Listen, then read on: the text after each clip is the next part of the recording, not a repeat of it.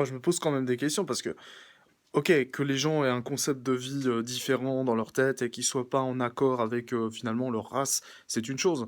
Mais quand on a des gens qui viennent de l'étranger comme Jean Messia, comme, Daniel Conversano, comme, El Ryan, comme, Papacito et qui viennent te raconter à la place du Gaulois ce que doit être,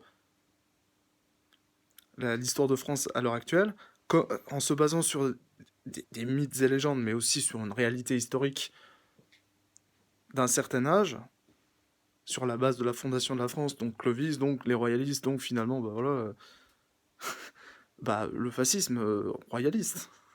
Mais en même temps, ces gens-là, ils viennent de l'étranger, quoi. Et ils disent à des Gaulois ce qu'un Gaulois doit penser. Comme si le Gaulois n'avait pas le droit de devenir juif ou musulman. Comme si le Gaulois n'avait pas le droit de devenir bouddhiste. Même si j'admets que ça peut poser un certain, comment dire, une certaine gêne de se dire que oui, il existe des Gaulois bouddhistes, il existe des Gaulois musulmans, il existe des Gaulois juifs, il existe de tout. Il y a bien des Gaulois comme Gérard Depardieu qui vont migrer en Russie, hein, donc pourquoi pas. Après, s'agit-il réellement d'un problème?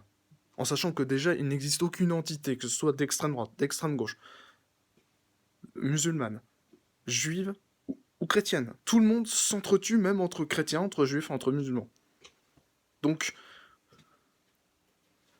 pour l'instant, pas entre bouddhistes, du moins pas à ma connaissance. Bon, cela dit, je ne suis pas bouddhiste.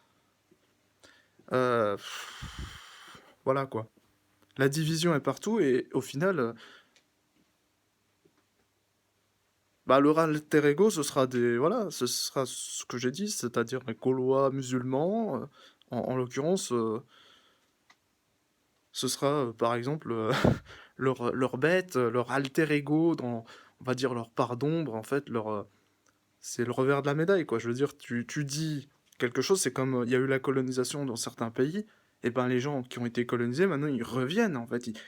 Les Réunionnais, les Guadeloupéens, les Martiniquais, les Antillais se considèrent comme français.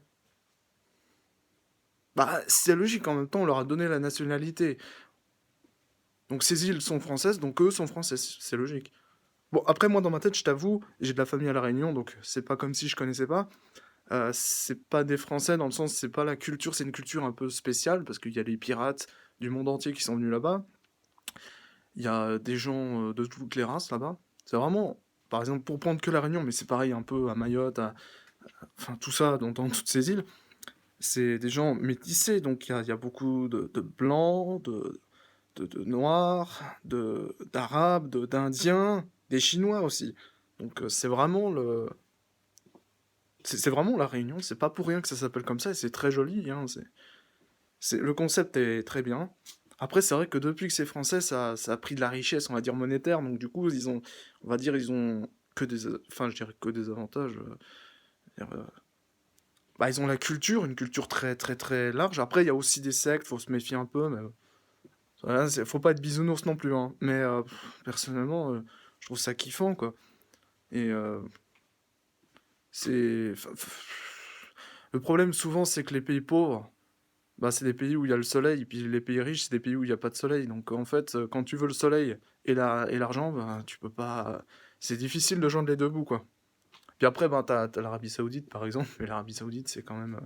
Ouais, c'est un désert à la base, et puis c'est joli, hein. Moi, le désert, je kiffe, mais bah, c'est la campagne par excellence, quoi.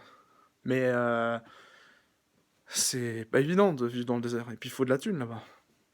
Sans compter qu'ils acceptent pas les migrants, hein. D'où qu'ils viennent d'ailleurs. Faut que tu sois riche en fait. Si t'es migrant, faut être riche. C'est un peu comme partout. Si t'es migrant mais que t'es riche, ça passe. Mais très riche alors.